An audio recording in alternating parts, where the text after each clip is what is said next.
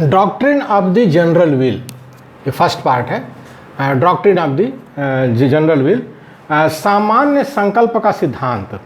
सामान्य संकल्प का सिद्धांत यानी जितने वोटर होते हैं लोकतंत्र में, सब कुछ ना कुछ सोचते हैं, उनका एक संकल्प होता है स्टेट को लेकर के, राज्य को लेकर के, चाहे वो जीरो हो, चाहे बहुत ज़्यादा हो, चाहे पॉजिटिव हो, चाहे नेगेटिव हो, एक होता है। तो सबको मिला करके एक सामान्य संकल्प बनता है, तो उसी को जनरल विल कहते हैं। तो उसी का एक सिद्धांत है what is actual is real and what is real is actual. What is real is actual, ये रूसो जो थे, जो पॉलिटिकल थिंकर थे, उन लोगों ने ये सब संकल्प दिया है, सिद्धांत दिया है संकल्प का।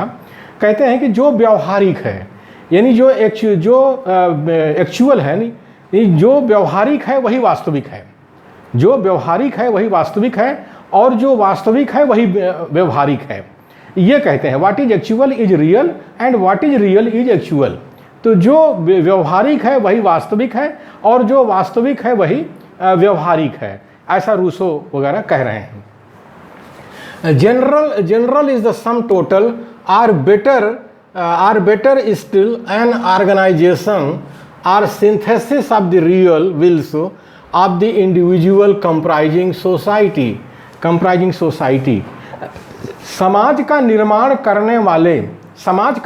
करने वाले व्यक्तियों की वास्तविक इच्छाओं का समन्वय या योग सामान्य संकल्प है। जो स्टेट होता है उसके अंदर कोई समाज होता है, सोसाइटी होती है, और उसी सोसाइटी में इंडिविजुअल होते हैं, व्यक्ति होते हैं, तो वो वोटर होते हैं। तो जो व्यक्ति होते हैं, समाज के अंदर जो व्यक्ति होते हैं, जो वोटर होते हैं, उनका कोई विल होता है, उनका कोई इच्छा होती है, राज्य को लेकर एक संकल्प होता है। तो वही कहा गया है कि समाज का निर्माण करने वाले व्यक्तियों की वास्तविक इच्छाओं का समन्वय, सारे लोगों के इच्छाओं का, संकल्प का समन्वय किया जाता है, उसका सम किया जाता है, योग किया जाता है, जोड़ किया जाता है, तब जाकर के सामान्य संकल्प बनता है, जनरल विल बनता है। जनरल विल सबके संकल्प को जोड़ करके, सारे वोटर जो हैं, मतदाता जो मताधिकार जो प्रयोग करते हैं समाज में जो लोग रहते हैं, तो उनके संकल्प को जब सम कर देते हैं, जोड़ देते हैं, समन्वय कर देते हैं, तो सामान्य संकल्प यानी जनरल विल बनता है, ऐसा रूसो वगैरह कह रहे हैं, या जो पॉलिटिकल थिंकर हैं उस जमाने के, वो सब कह रहे हैं। It is the common consciousness of a common end or good. एक साझे गंतव्य अथवा शुभ की यह साझी चेतना है।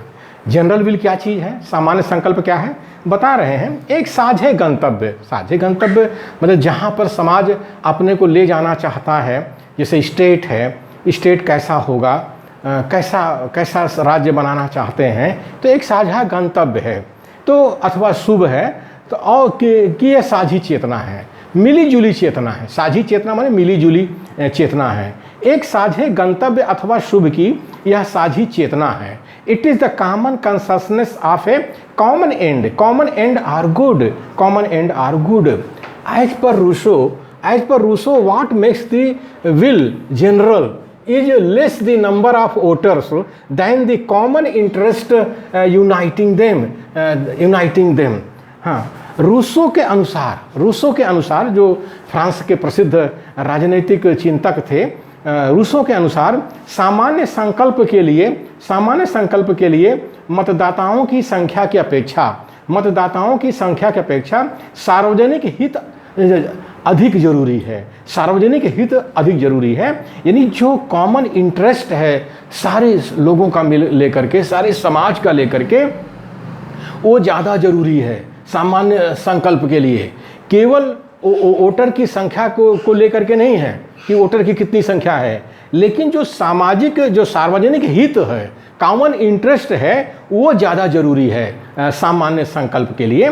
तो रूसो यही कह रहे हैं, as per Rousseau what makes the will general is less the number of voters than the common interest. Common interest uniting them, common जिस कॉमन इंटरेस्ट के लिए लोग यूनाइट हुए हैं, संगठित हुए हैं, वो ज़्यादा जरूरी है जनरल विल के लिए, जनरल विल के लिए। As a result of discussion and deliberation, everybody's will becomes modified, purified and enlarged. विचार विमर्श और परामर्श के फलस्वरूप हर एक की संकल्प का परिवर्धन और शुद्धिकरण हो जाता है। परिवर्धन और शुद्धिकरण हो जाता है। तो ये रूसो वगैरह कह रहे हैं कि जो पॉलिटिकल पार्टीज होती हैं, जो पॉलिटिकल एक्टिविस्ट होते हैं, पॉलिटिकल लीडर होते हैं, पॉलिटिकल जो कैडर होते हैं, वो आम जनता की मीटिंग करते रहते हैं। समय समय पर वो आम जनता की, जैसे वीकली है, बाई वीकली है, मंथली है, और ये समय समय पर इस तरह की मीटिंग बराबर करते रहते हैं। तो उससे क्या होता है कि सारे वोटर्स का जो संकल्प है उसके अंदर एक परिवर्तन आता है, परिवर्तन होता है, एक परिवर्धन होता है और शुद्धिकरण उसका हो जाता है। इस तरह से लोकतंत्र में कॉमन जो ये जनरल विल है वो काम करती है और लोकतंत्र सफल होता है। जिस लोकतंत्र में उसके कार्यकर्ता या उसकी पार्टियां, उसके कैडर इस काम को नहीं करते, मतलब मीटिंग नहीं करते, weekly meeting, by weekly meeting और मंथली मीटिंग नहीं करते हैं, और जिसमें वोटर को नए विचार नहीं देते हैं, उनके साथ डिस्कशन नहीं करते, चर्चा नहीं करते हैं, तो वहाँ पर लोकतंत्र फेल हो जाता है। और ये जो सुप्रीमो नेता होता है, जिस पार्टी में सुप्रीमो नेता होते हैं, वो अपने कार्यकर्ताओं से इस काम को नहीं कहते करने के लिए। अगर कोई करता भी है तो उसको पार्टी से बाहर कर देते हैं। तो लोकतंत्र के लिए सुप्रीमो बहुत बड़ा खतरा है। वैसे भी सुप्रीमो को तानाशाह कहते ही हैं, तो जो जहाँ तानाशाही है वहाँ लोकतंत्र कहाँ है।